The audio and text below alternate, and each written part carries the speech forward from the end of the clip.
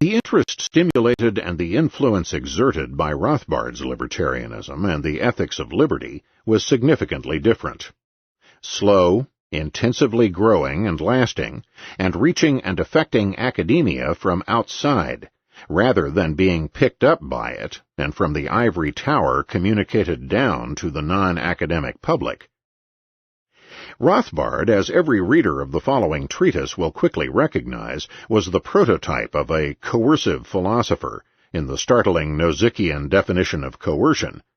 He demanded and presented proofs and exact and complete answers, rather than tentative explanations, conjectures, and open questions.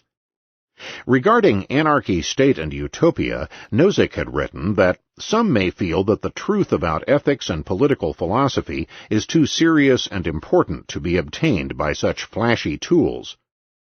This was certainly Rothbard's conviction.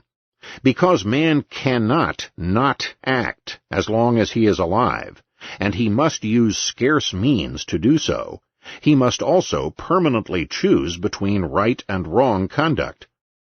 The fundamental question of ethics, what am I here and now rightfully allowed to do and what not, is thus the most permanent, important, and pressing intellectual concern confronting man. Whenever and wherever one acts, an actor must be able to determine and distinguish unambiguously and instantly right from wrong. Thus, any ethic worth its salt must, praxeologically, be a coercive one, because only proofs and knockdown arguments can provide such definite answers as are necessary. Man cannot temporarily suspend acting. Hence, tentative conjectures and open questions simply are not up to the task of a human ethic. Rothbard's coercive philosophizing, his insistence that ethics must be an axiomatic deductive system, an ethic more geometrico, was nothing new or unusual, of course. As already noted, Rothbard shared this view concerning the nature of ethics with the entire tradition of rationalist philosophy. His had been the dominant view of Christian rationalism and of the Enlightenment. Nor did Rothbard claim infallibility regarding his ethics. In accordance with the tradition of rationalist philosophy, he merely insisted that axiomatic deductive arguments can be attacked and possibly refuted exclusively by other arguments of the same logical status, just as one would insist, without thereby claiming infallibility for logicians and mathematicians, that logical or mathematical proofs can be attacked only by other logical or mathematical arguments. In the age of democratic socialism, however, such old-fashioned claims, certainly if made in conjunction with ethics, and especially if this ethic turned out to be a libertarian one, were generally rejected and dismissed out of hand by academia. Unlike the modern Nozick, Rothbard was convinced that he had proved libertarianism, private property anarchism, to be morally justified and correct, and that all statists and socialists were plain wrong. Accordingly, he advocated immediate and ongoing action. Libertarianism, wrote Rothbard, is a philosophy seeking a policy. The libertarian must be possessed of a passion for justice, an emotion derived from and channeled by his rational insight into what natural justice requires. Justice, not the weak reed of mere utility, must be the motivating force if liberty is to be attained. And this means that the libertarian must be an abolitionist. That is, he must wish to achieve the goal of liberty as rapidly as possible. He should be an abolitionist who would, if he could, abolish instantaneously all invasions of liberty.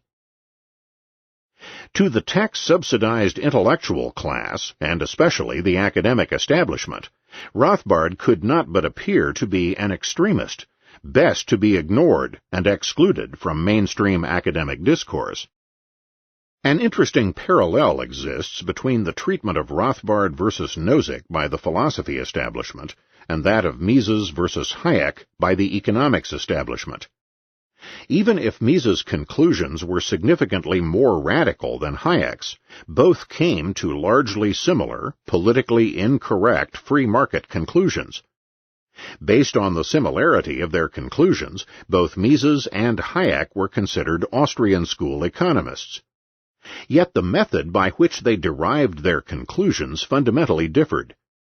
Mises was a philosophical rationalist, systematic, rigorous, proving and demonstrating, and lucid as a writer. In comparison, Hayek was a philosophical skeptic, unsystematic, methodologically eclectic, tentative and probing, and a less than lucid writer. Consequently, Hayek's treatment by academia was significantly more friendly than that accorded to Mises. But also, it was the pre-modern extremist Austrian Mises, not the modern moderate Austrian Hayek, whose influence proved more intense and enduring, and whose work led to the formation of an ideological movement. Rothbard's unkind and intolerant libertarianism took first hold among the non-academic public, among professionals, businessmen, and educated laymen of all backgrounds. Whereas Nozick's gentle libertarianism never penetrated outside academia, Rothbard and his extremist libertarianism became the fountainhead and theoretical hard core of an ideological movement.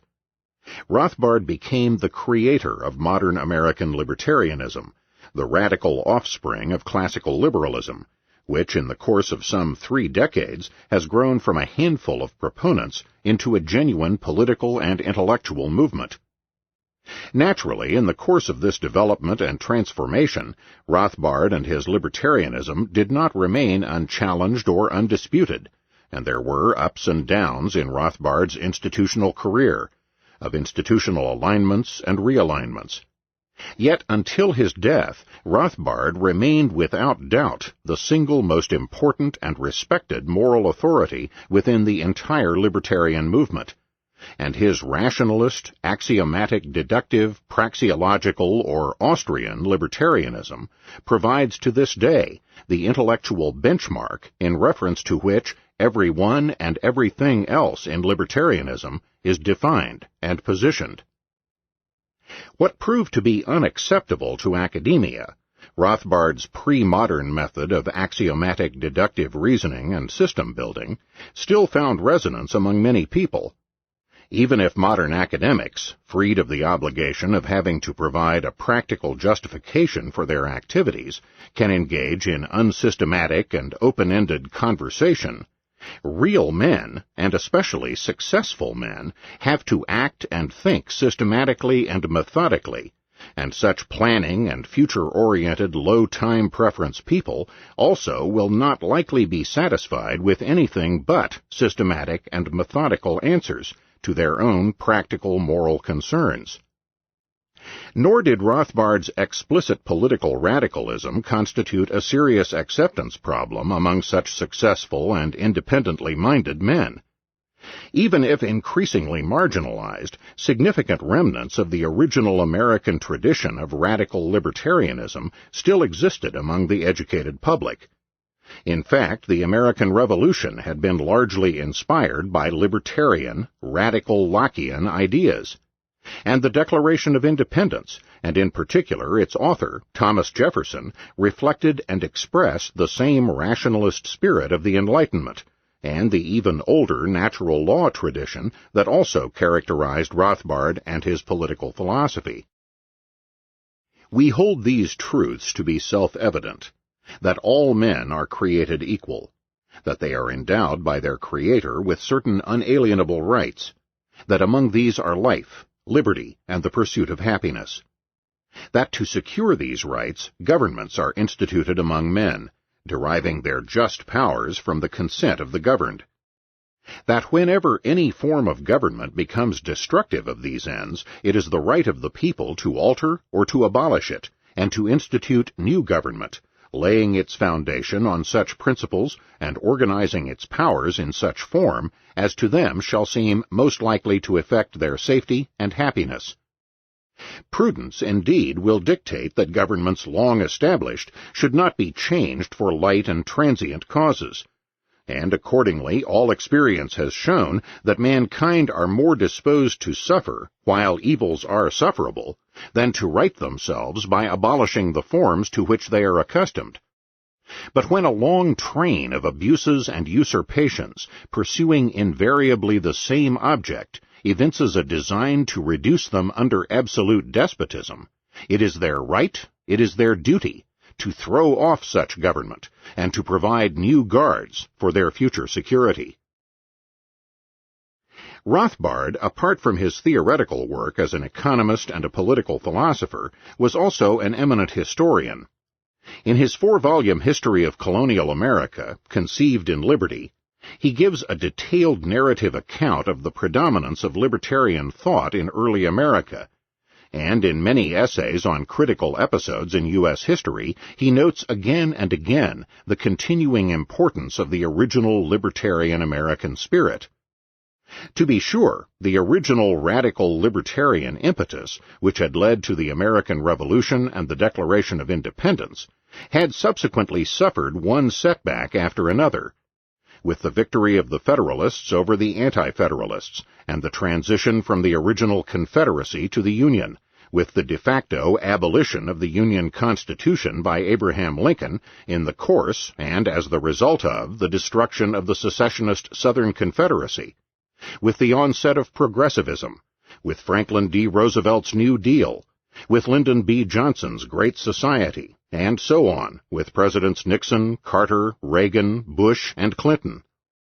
Even if again and again defeated, however, the tradition of radical individualist libertarianism could not be eradicated from the American public consciousness.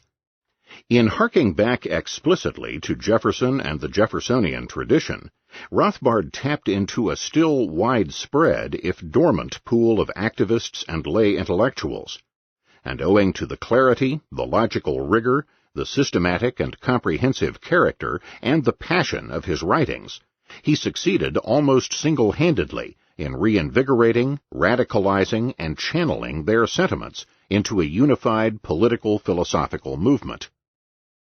It was only in light of external events, the emergence and advancement of a libertarian movement and the central role played by Rothbard in this movement, and with a considerable delay, that Rothbard and the ethics of liberty no longer could be overlooked by academia.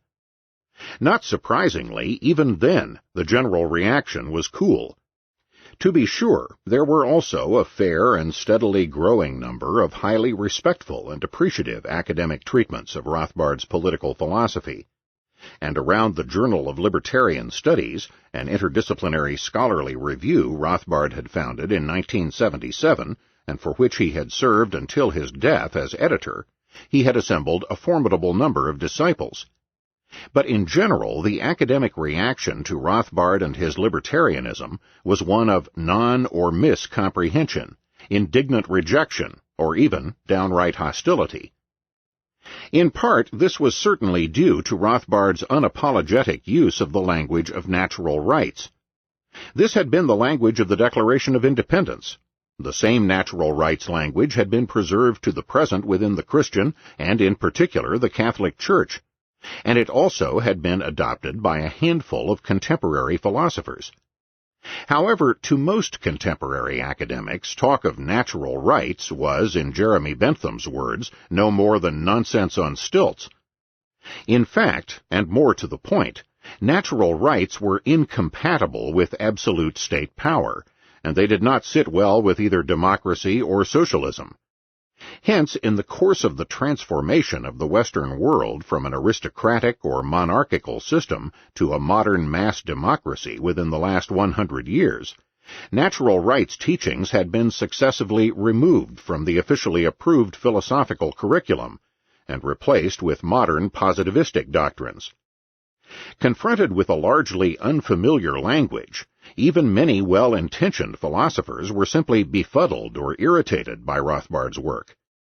Moreover, Rothbard may even have overstated his own agreement with classical natural rights theory, and not sufficiently emphasized his own distinct contribution of importing and applying the Misesian method of praxeology to ethics, and thus unintentionally have aggravated an already existing problem. Typical, and at the same time instructive, were reactions like those of Peter D. McClelland, for instance, in a chapter in a book on economic justice titled The Market Defended, Confusions of the Right. Murray Rothbard, McClelland noted, is one of the acknowledged intellectual leaders among contemporary libertarians, a group which, by American standards, is located on the far right. His views are interesting for purposes of this discussion for two reasons. First, he provides a carefully reasoned defense of the income distribution generated by the market that makes no reference to the merits of recipients. Secondly, that defense proceeds from a handful of premises to a conclusion presumed to be universally applicable in any situation where the justice of the economic system is at stake. As such, it provides a classic example of how not to reason about economic justice. To put the second point a second way, Rothbard's approach flies in the face of key points made in earlier chapters. That to problems of economic justice we bring a multitude of values to be honored. These values can and do conflict. When conflicts arise, trade-offs among competing values must be made. General rules for making such trade-offs are difficult to formulate, and thus judgments about economic justice are difficult to make independent of the context of the situation in which such judgments must be made. Or, more simply put, in reaching decisions about economic justice in a concrete situation, we do not generally rely upon universal rules to determine the right or just choice. In all, McClelland finds that Rothbard's arguments are somewhat strange, Aquinas' viewpoint minus the theology, and he then summarily dismisses them on the ground that, for most Americans, many of Rothbard's points are extreme or simplistic or both, and the argument in its entirety is more curious than compelling. The best evidence of that is the negligible importance of the Libertarian Party in American politics. Rothbard's reduction of moral dilemmas to one or few basic principles is itself objectionable, precisely because it is achieved by ignoring much that is important, or at least much that is important to the vast majority of Americans. Several objections and questions arise immediately upon reading this, not least of which is the truly strange fact that our author apparently believes that empirical facts, such as that not many people believe P, have any bearing on the question whether or not P is true, valid, or justified. Would he also object to mathematical or logical proofs on the ground that most people are incapable of grasping them? Moreover, granting that when conflicts arise, trade-offs among competing values must be made, the decisive question is, who is to decide what these trade-offs should be? Conflicting values invariably involve incompatible, mutually exclusive views of at least two actors concerning the use of some scarce resources. Obviously, then, not both of these parties can decide what these trade-offs should be. After all, their respective values are incompatible, but only one or the other. But how can one party be selected and not the other, unless one possesses a theory of property? And if one cannot rely upon universal rules to determine the right or just choice, and everything depends on the context of the situation, how then does our critic think it possible for anyone to ever know ex ante, before taking it, whether or not some action qualifies as just? Or does he believe that justice is to be determined only ex post? How can such a theory of justice qualify as a human ethic? All of these concerns may be left aside, however, because the ultimate error in McClelland's criticism, and by contrast the unique Rothbardian contribution to ethics, occurs at a logically prior stage, when McClelland claims that Rothbard's reductionist, that is, axiomatic deductive method, flies in the face of the existence of a multitude of values to be honored. McClelland does not explain why this should be so, nor could he have succeeded even if he had tried. First off, surely Rothbard could not have been unaware of the fact of a multitude of conflicting values. Indeed, it is difficult to imagine anyone unaware of this fact. Yet this observation is no more than the starting point of ethics and moral reasoning. If no conflicting values existed, then by definition, all actions would be in perfect harmony with each other. Everyone would always act in such a way as everyone else thought he should act. In this case of a pre-stabilized harmony of all interests, there is no need for an ethic, and none would ever come into existence. The existence of conflicting values thus poses no problem whatsoever for Rothbard's ethic, or any other ethic for that matter. Rather, it is from the outset taken for granted, and ethics is the very response to this universal and eternal human dilemma. Furthermore, if conflicts exist, and if these can be resolved at all, then such a solution cannot possibly be found except by means of a reductionist method, that is, the subsumption of specific cases or conflict situations under general and abstract rules or principles. Rothbard's view in this regard is not essentially different from that of most other political and moral philosophers. Ethics, if it is possible at all, must and can never be anything else but reductionist. Assuming for the sake of argument that no disagreement exists up to this point, McClelland's charge can only mean this: even if one were to follow such a reductionist strategy, it will not yield a single principle or a single set of internally consistent principles covering and resolving all cases of conflict. In other words, even if some disagreements may be resolved by reference to increasingly more general and abstract rules and principles, many other disagreements will remain unresolvable, because, as a matter of empirical fact, even on the level of abstract rules and principles, disagreement persists and inescapably results in inconsistencies and incompatibilities, and leads to moral skepticism of some sort.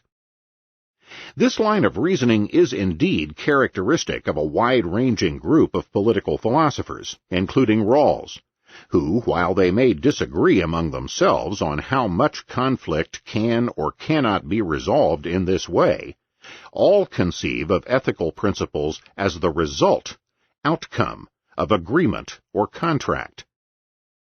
It is here that the fundamental error lies, and Rothbard's unique contribution to ethics comes into play. Ethics, the validity of the principle of self-ownership and original appropriation, is demonstrably not dependent and contingent upon agreement or contract, and the universality claim connected with Rothbard's libertarianism is not affected in the slightest by the circumstance that moral discussants may or may not always come to an agreement or contract. Ethics is the logical, praxeological presupposition, in Kantian terminology, die Bedingung der Möglichkeit, rather than the result of agreement or contract. The principles of self-ownership and original appropriation make agreement and contract, including that of not agreeing and contracting, possible. Set in motion and stimulated by the universal experience of conflict, moral discussion and argument can discover, reconstruct, explicate, and formulate the principles of self-ownership and original appropriation. But their validity in no way depends on whether or not this is the case, and if so, whether or not these formulations then find universal assent. Rothbard's distinct contribution to the natural rights tradition is his reconstruction of the principles of self-ownership and original appropriation as the praxeological precondition, Bedingung der Möglichkeit, of argumentation, and his recognition that whatever must be presupposed as valid in order to make argumentation possible in the first place cannot in turn be argumentatively disputed without thereby falling into a practical self-contradiction. As Rothbard explains in an unfortunately brief but centrally important passage of the Ethics of Liberty, a proposition rises to the status of an axiom when he who denies it may be shown to be using it in the very course of the supposed refutation. Now, any person participating in any sort of discussion, including one on values, is, by virtue of so participating, alive and affirming life. For if he were really opposed to life, he would have no business in such a discussion. Indeed, he would have no business continuing to be alive. Hence, the supposed opponent of life is really affirming it in the very process of his discussion, and hence the preservation and furtherance of one's life takes on the stature of an incontestable axiom. As an immediate implication of this insight into the status of the principles of self-ownership and original appropriation as ethical axioms, Rothbard rejected as nonsense all notions of animal rights. Animals are incapable of engaging in propositional exchange with humans. Indeed, it is this inability which defines them as non-rational and distinguishes them categorically from men as rational animals. Unable to communicate and without rationality, animals are, by their very nature, incapable of recognizing or possessing any rights. Rothbard noted, "There is rough justice in the common quip that we will recognize the rights of animals whenever they petition for them. The fact that animals can obviously not petition for their rights is part of their nature, and part of the reason why they are clearly not equivalent to, and do not possess the rights of, human beings. Rather than rightful moral agents, animals are objects of possible human control and appropriation. Thus Rothbard confirmed the biblical pronouncement that man had been given dominion over every living thing, in the sea, on earth, and in the sky. As academia had little to do with Rothbard's success in creating and shaping a political-philosophical mass movement in the first place, its belated, mostly negative reactions did little to change Rothbard's growing status as a public philosopher. To the contrary, the course of historical events, the spectacular collapse of the great socialist experiment in the Soviet Union and Eastern Europe from 1989 to 1991, and the increasingly obvious crisis of the Western welfare states, provided ever more support for fundamental libertarian insights. No one but his teacher, Mises, had given a more accurate account of the economic inefficiencies of socialism and social democracy than Rothbard, and no one had explained more clearly the moral hazards and perversions created by socialism and social democracy. Whereas the events in Eastern Europe and the economic and moral crisis of the Western states, of stagnating or falling real incomes, staggering public debt, imminently bankrupt social security systems, family and social disintegration, rising uncivility, moral degeneration, and crime, were an obvious embarrassment and intellectual debacle for the social democratic academic establishment, they provided dramatic empirical confirmation for Rothbard and his theoretical work. In this situation, libertarianism, and Rothbard's influence in particular, could only grow and gain prominence. By the mid-1990s, Rothbard's role as the spiritus rector of a steadily growing and increasingly threatening revolutionary libertarian movement was even acknowledged by the mainstream media. Thus, following the right-wing Republican Revolution during the 1994 congressional elections, the Washington Post identified Rothbard as the central intellectual figure behind this event. In what is probably his last publication, Rothbard took this opportunity to denounce the newly elected Republican House Speaker, Newt Gingrich, as an anti-libertarian, welfare-statist sellout. Nor did the academic rejection make any noticeable impression on Rothbard or the further development of libertarian theory. The Ethics of Liberty had been published at a low point in Rothbard's career. Though one of the founders of the Cato Institute, Rothbard had been forced out by the chief financial backer as too extreme and intransigent. Despite such unfavorable external circumstances, and without any institutional promotion, the book established itself quickly as the single most authoritative and comprehensive work in libertarian theory. Long after the book had gone out of print in the United States, it was being translated into French, Spanish, Italian, and German, further securing its status as an enduring classic of political philosophy. Ironically, 1982 was also the year of the founding of the Ludwig von Mises Institute, of which he served as academic head until his death. Together with a new academic position at the University of Nevada, Las Vegas, these would prove to be the years of Rothbard's greatest professional success. After the original publication of The Ethics of Liberty, and until his death in 1995, Rothbard was working on a comprehensive and encompassing history of economic and political thought.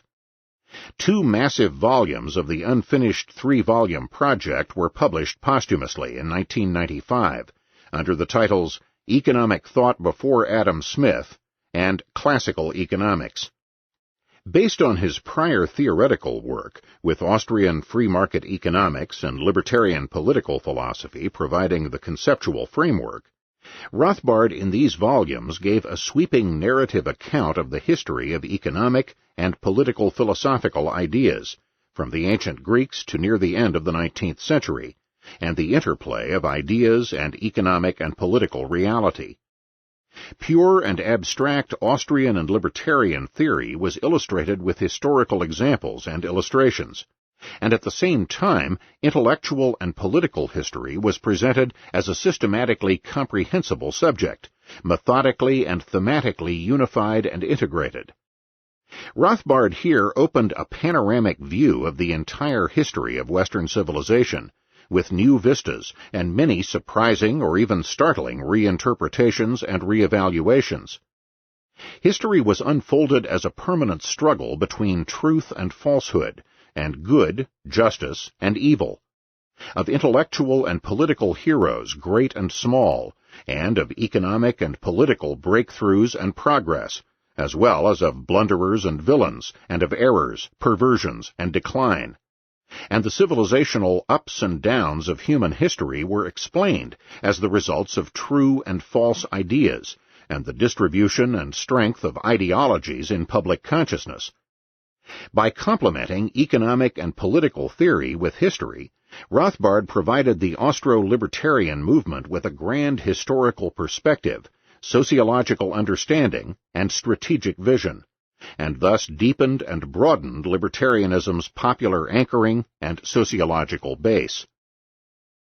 Besides his main work on the history of economic and political thought, however, Rothbard also returned repeatedly to political theory.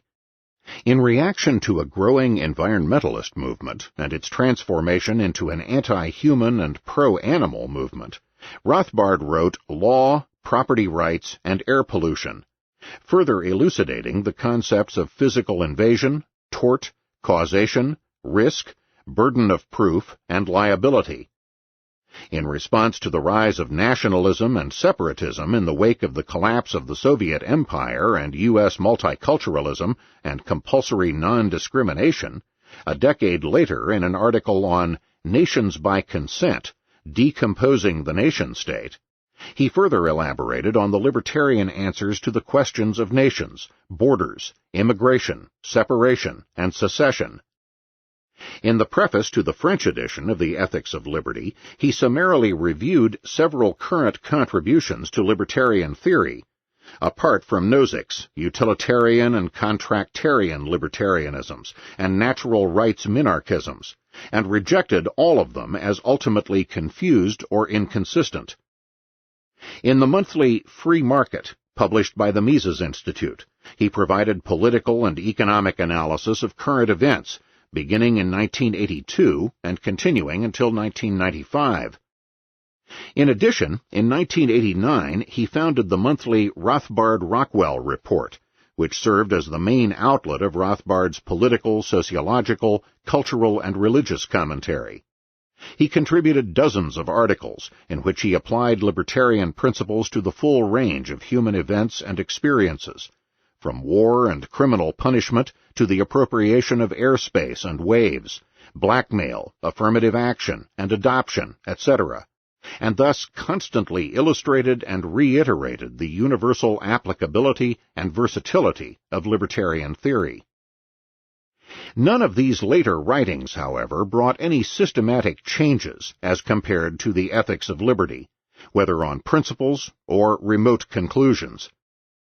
Different and new problem aspects were analyzed and emphasized, but the essentials were already contained in his earlier treatise. In distinct contrast to Nozick, Rothbard did not change his mind on essential questions. Indeed, looking back over his entire career, it can be said that from the late 1950s, when he had first arrived at what would later become the Rothbardian system, until the end of his life, Rothbard did not waver on fundamental matters of economic or political theory. Yet, owing to his long and intensive work in the history of economic and political thought, a different thematic emphasis became apparent in his later writings, most noticeably in the several hundred articles contributed during the last years of his life. Apart from economic and political concerns, Rothbard increasingly focused his attention on and stressed the importance of culture as a sociological prerequisite of libertarianism. Libertarianism as developed in the ethics of liberty was no more and no less than a political philosophy. It provided an answer to the question of which actions are lawful and hence may not be legitimately threatened with physical violence, and which actions are unlawful and may be so punished. It did not say anything with respect to the further question whether or not all lawful actions should be equally tolerated or possibly punished by means other than and below the threshold of a threat of physical violence, such as public disapprobation, ostracism, exclusion, and expulsion. Even given its explicitly limited scope, the ethics of liberty had a distinctly old-fashioned flavor, and revealed libertarianism as a fundamentally conservative doctrine. The most obvious indicator of this was the already noted emphasis placed on punishment as the necessary complement to property. More specifically, Rothbard presented a rigorous modern defense of the traditional proportionality principle of punishment as contained in the lex talionis, of an eye for an eye, or rather, as he would correctively explain, 2 eyes for an eye. He rejected the deterrence and rehabilitation theories of punishment as incompatible with private property rights, and championed instead the idea of victims' rights and of restitution, compensation, and/or retribution as essential to justice. He argued in favor of such old-fashioned institutions as compulsory labor and indentured servitude for convicted criminals, and for debtors' prisons, and his analyses of causation and liability, burden of proof, and proper assumption of risk invariably displayed a basic and staunch moral conservatism of strict individual responsibility and accountability. This and Rothbard's own lifelong cultural conservatism notwithstanding, however, from its beginnings in the late 1960s and the founding of a Libertarian Party in 1971, the Libertarian movement had great appeal to many of the countercultural left that had then grown up in the United States in opposition to the war in Vietnam. Did not the illegitimacy of the state and the non-aggression axiom imply that everyone was at liberty to choose his very own non-aggressive lifestyle, no matter what it was? Much of Rothbard's later writings, with their increased emphasis on cultural matters, were designed to correct this development and to explain the error in the idea of a leftist, multi-counter-cultural libertarianism, of libertarianism as a variant of libertinism. It was false, empirically as well as normatively, that libertarianism could or should be combined with egalitarian multiculturalism. Both were in fact sociologically incompatible, and libertarianism could and should be combined exclusively with traditional Western bourgeois culture, That is, the old-fashioned ideal of a family-based and hierarchically structured society of voluntarily acknowledged rank orders of social authority. Empirically, Rothbard did not tire to explain, the left libertarians failed to recognize that the restoration of private property rights and laissez-faire economics implied a sharp and drastic increase in social discrimination. Private property means the right to exclude. The modern social democratic welfare state has increasingly stripped private property owners of their right to exclude. In distinct contrast, a libertarian society where the right to exclude was fully restored to owners of private property would be profoundly unegalitarian. To be sure, private property also implies the owner's right to include and to open and facilitate access to one's property, and every private property owner also faces an economic incentive of including rather than excluding, so long as he expects this to increase the value of his property. The Ethics of Liberty's chapter most difficult to accept for conservatives, on children and rights, comes thus to appear in a different light. In this chapter, Rothbard argued in favor of a mother's absolute right to her own body, and therefore to perform an abortion. He rejected the right to life argument, not on the ground that a fetus was not life.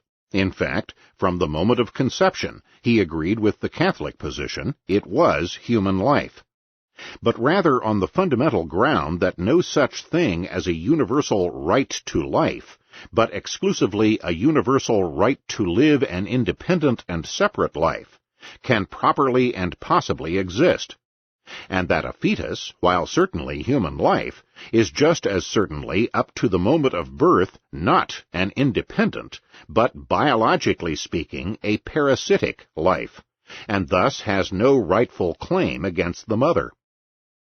Further, upon childbirth, a mother, and with her consent parents jointly, would have the trustee ownership of her children, an ownership limited only by the illegality of aggressing against their persons and by their absolute right to run away or to leave home at any time. Parents would be able to sell their trustee rights in children to anyone who wished to buy them at any mutually agreed price. So long as children have not left home, a parent does not have the right to aggress against his children, but also the parent should not have a legal obligation to feed, clothe, or educate his children, since such obligations would entail positive acts coerced upon the parent and depriving the parent of his rights. The parent therefore may not murder or mutilate his child, but the parent should have the legal right not to feed his child, that is, to allow it to die. So as to avoid any misunderstanding, in the next sentence Rothbard reminded his reader of the strictly delineated scope of his treatise on political philosophy, and noted that whether or not a parent has a moral rather than a legally enforceable obligation to keep his child alive is a completely separate question. However, this explicit qualification, and the general thrust of the Ethics of Liberty notwithstanding, these pronouncements were used in conservative circles in the attempt to prevent a libertarian infiltration and radicalization of contemporary American conservatism. Of course, conservative political theory was a contradiction in terms. Conservatism essentially meant not to have and even reject any abstract theory and rigorous logical argument.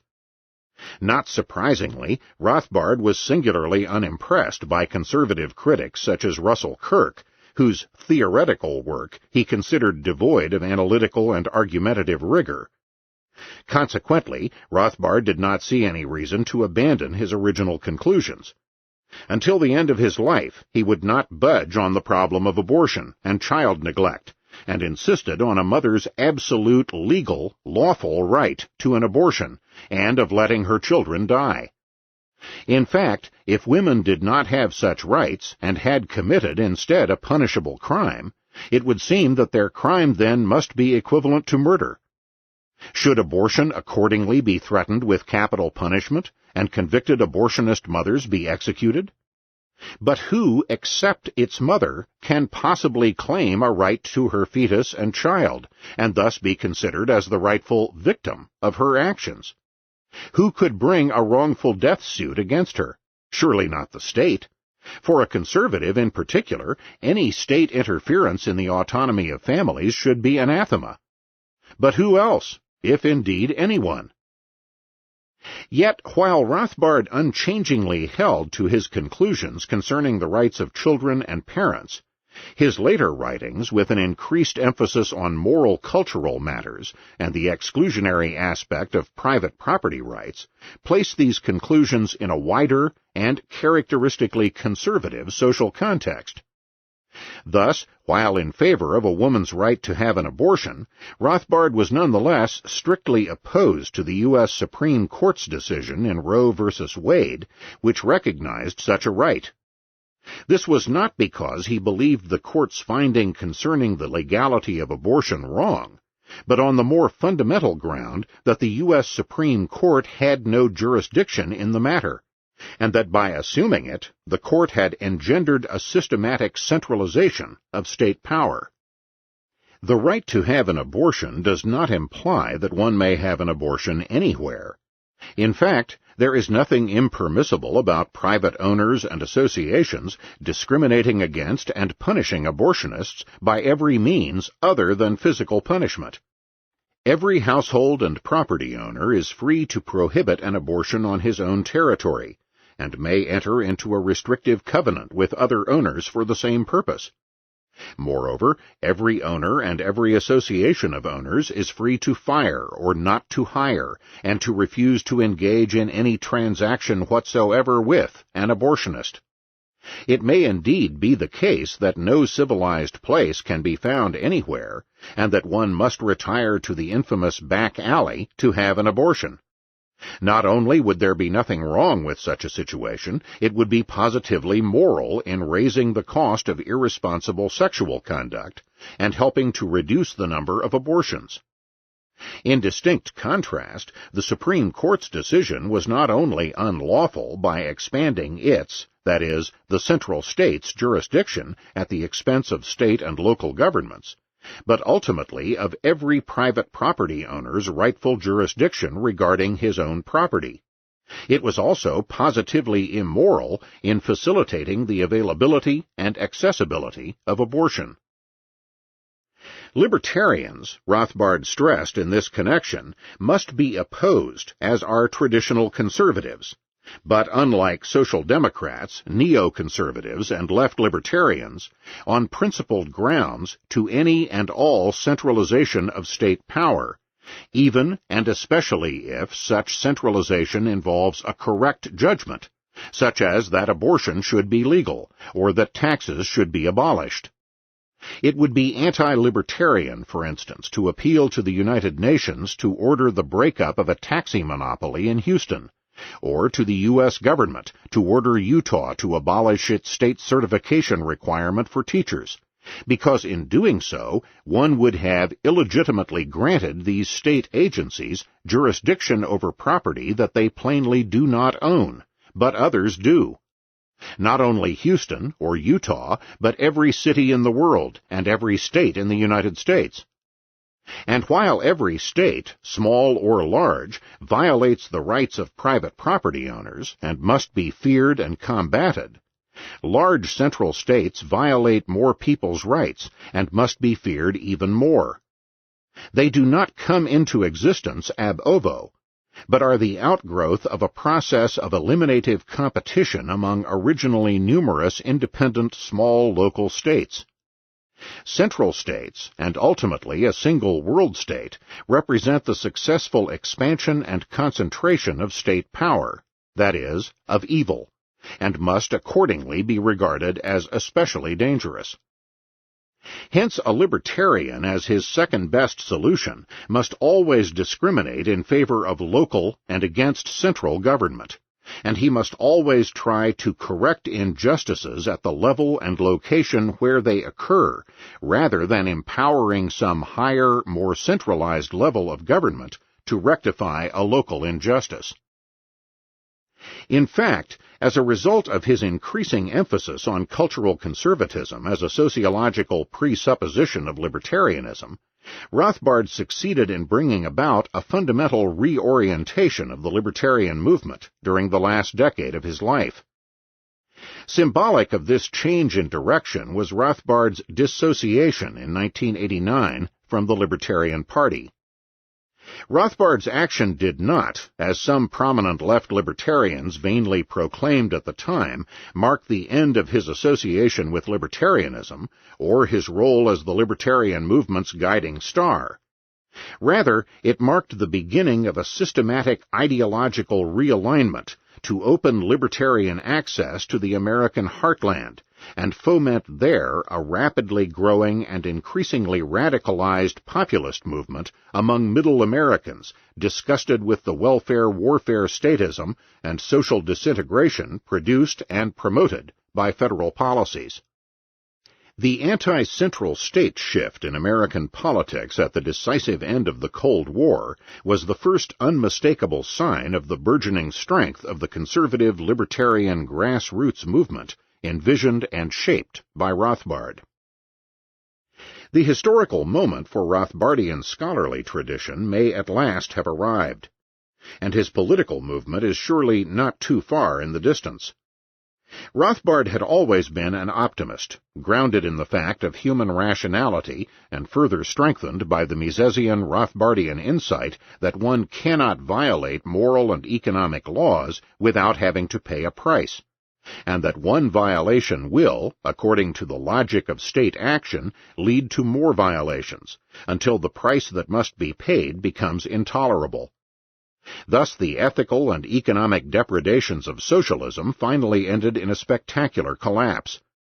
Likewise, in the United States and the Western world, after nearly 100 years of social democratic welfare statism, the moral and economic reserve fund inherited from the past has become visibly exhausted, and has led to a manifest economic and moral crisis of stagnating or falling standards of living and societal breakdown, as well as a widespread loss of faith and trust in the central state as the organizing agent of society.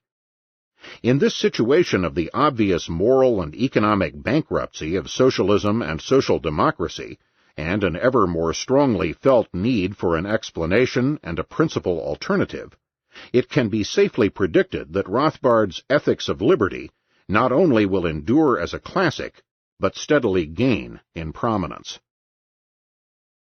At the academic level, Rothbard's lifelong work for the scholarship of liberty has at long last come to serve as the foundational theoretical edifice for the modern successors of the old classical liberal movement, the movement that originally influenced the development of the basic libertarian position.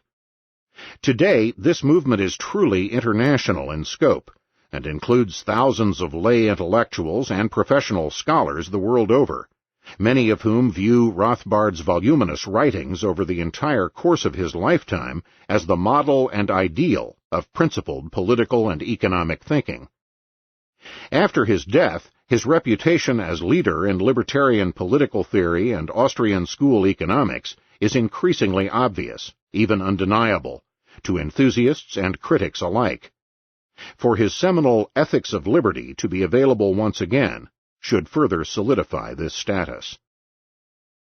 University of Nevada, Las Vegas, January 1998.